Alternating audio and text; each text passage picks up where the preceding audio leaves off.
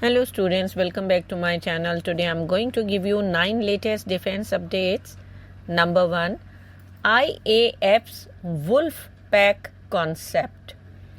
The Indian Air Force is forging ahead with an ambitious and innovative operational strategy known as the Wolf Pack concept, a transformative approach to air combat that integrates cutting-edge technology with tactical ingenuity.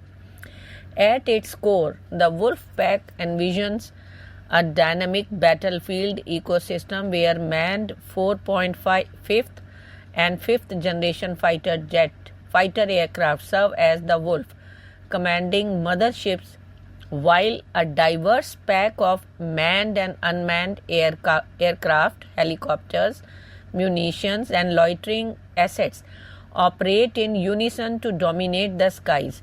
This concept, still in development as of April 2025, reflects the IAF's commitment to evolving into a fully network-centric force capable of multi-role operations in an increasingly contested aerospace domain. In the Wolf Pack framework, the Wolf refers to an advanced manned platform, specifically 4.5 jets like the Tejas Mk1A and Rafale, and eventually 5th generation stealth fighters such as the Advanced Medium Combat Aircraft slated for induction by the mid-2030s. These aircraft act as the nerve center of the operation, equipped with the sophisticated avionics, active electronically scanned array radars, and the real-time data link systems. Their role is to orchestrate missions, leveraging superior situational awareness to direct the pack while engaging high-value targets themselves.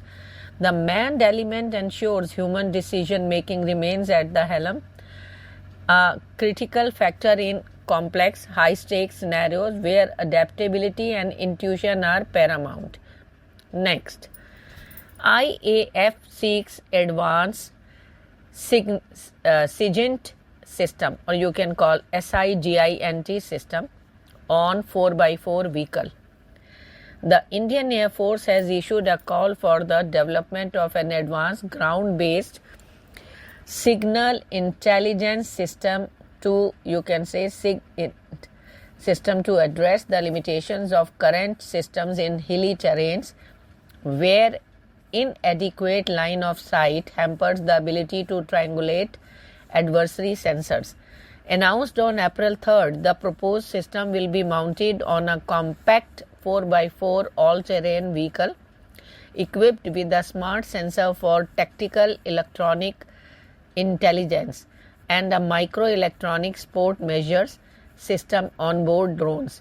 This innovative solution aims to enhance the IAF's ability to gather critical intelligence in challenging environments such as the mountainous regions along India's northern borders, ensuring real-time situational awareness and improved electronic warfare capabilities.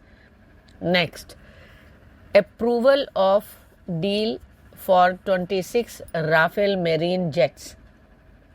In a landmark decision to strengthen the Indian Navy's maritime strike capabilities, the CCS, that is Cabinet Committee on Security, chaired by Prime Minister Narendra Modi, has approved a 63,000 crore government-to-government deal with France to procure 26 Rafale Marine fighter jets from Dassault Aviation.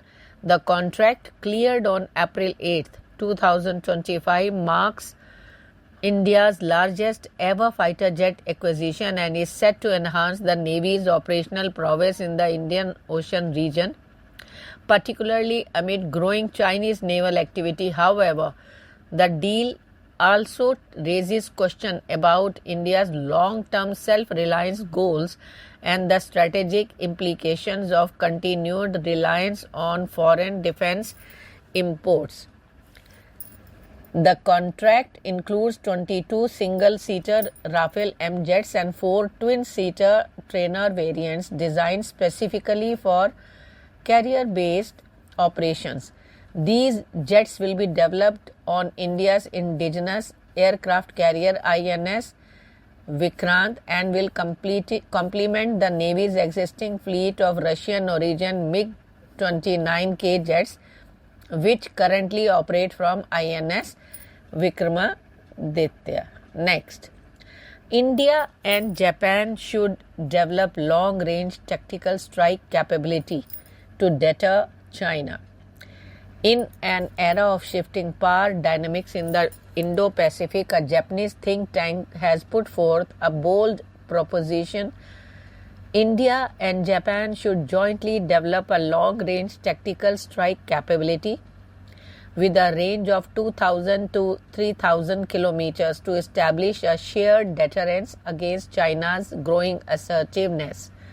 The report underscores that while the United States already wields Tomahawk cruise missiles and strategic bombers capable of striking Beijing, a collaborative Indo-Japanese effort could reshape the regional security architecture, offering a counterweight to China's military ambitions. Next, India's first flight simulator of Airbus A320 launched in Pune.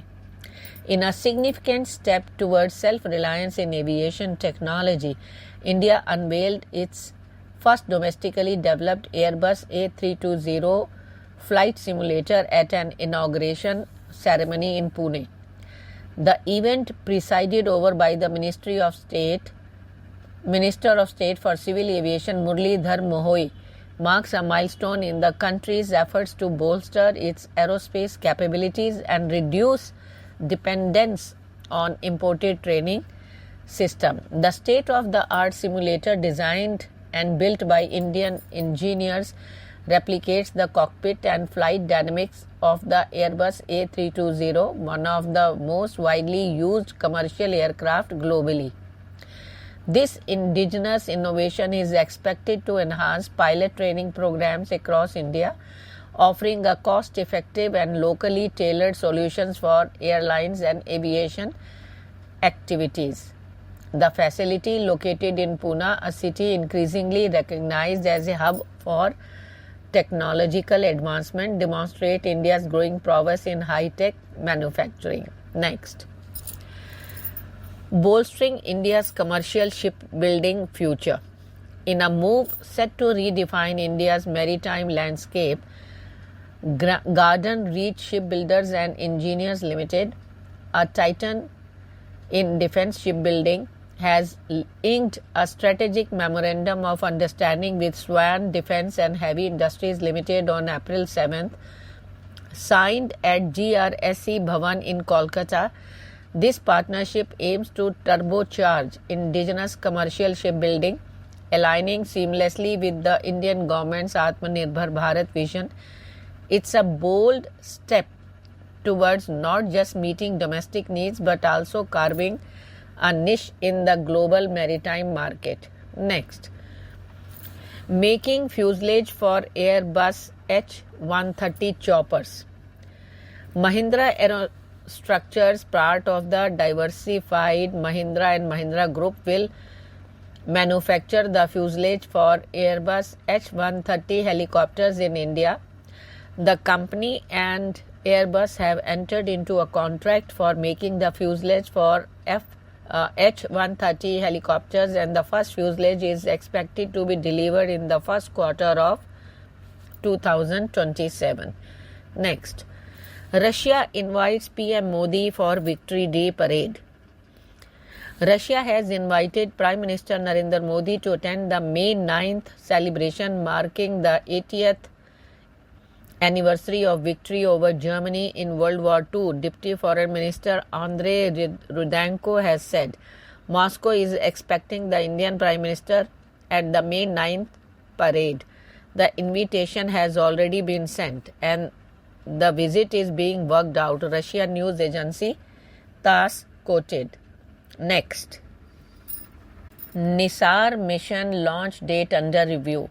Work on the NISAR satellite has been completed at the Indian Space Research Organisation Satellite Integration and Testing Establishment in Bengaluru, and preparation are underway to transport it to the launch site at the agency's Satish Dhawan Space Center in Sriharikota on India's southeastern coast.